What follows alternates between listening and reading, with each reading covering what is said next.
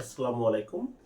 আজকে আলোচনা করব হচ্ছে এসএসসি ঢাকা বোর্ড 2024 এর যে সকল অ্যাসার্টিভ থেকে অর্থাৎ ট্রান্সফারেশন অফ সেন্টেন্স থেকে কি কি সেন্টেন্স এসেছে সেগুলো নিয়ে আলোচনা করব।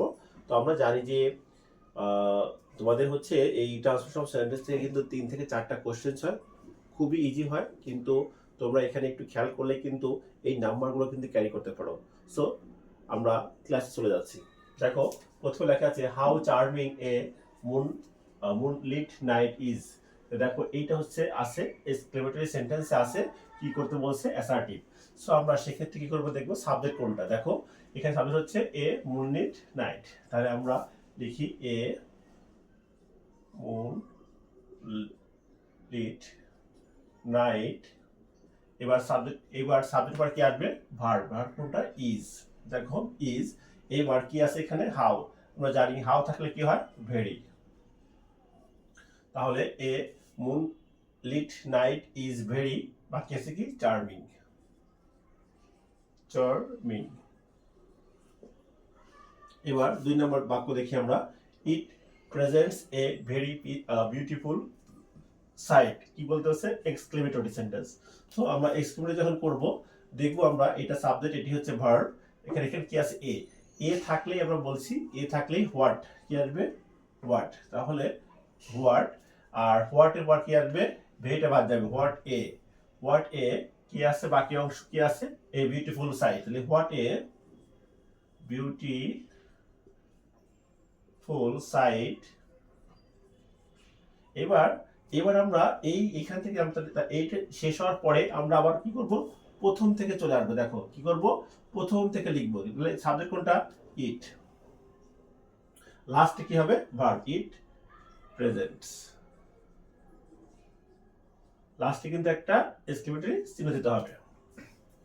এবার 3 নম্বর বাক্য দেখো, people of all edges enjoy a moonlit night. কি বলতেছে ইন্টারোগেটিভ করতে বলছে।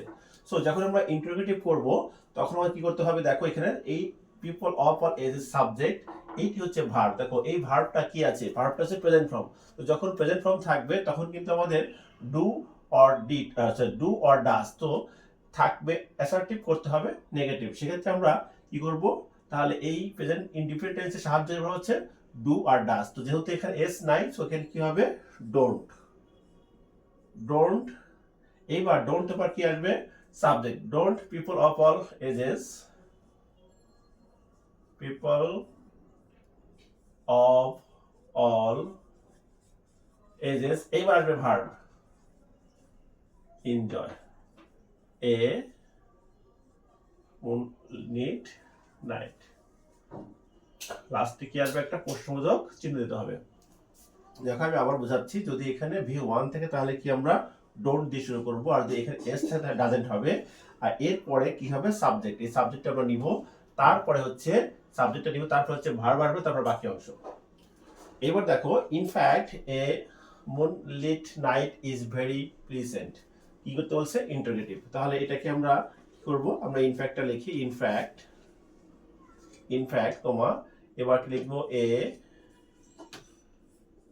Moonlit night is not. কি হবে is not, is not unpleasant, unpleasant, is not, is not, is not, is not unpleasant. হ্যাঁ ওকে, কি হচ্ছে ইনফ্যাক্ট। তাহলে এই প্লিজেন্টের নেগেটিভ হচ্ছে অপোজিট শব্দ হচ্ছে আনপ্লিজেন্ট। তাহলে in fact a moonlit night is not, ভেরিটা বাদ করছে, ভেরি আনপ্লিজেন্ট। হ্যাঁ, সো এই হচ্ছে আমাদের 4টি কোশ্চেন। খুব সহজেই কিন্তু আমরা এই প্রশ্নগুলো কিন্তু আমরা অ্যান্সার করতে পারি। সো ধন্যবাদ সবাইকে।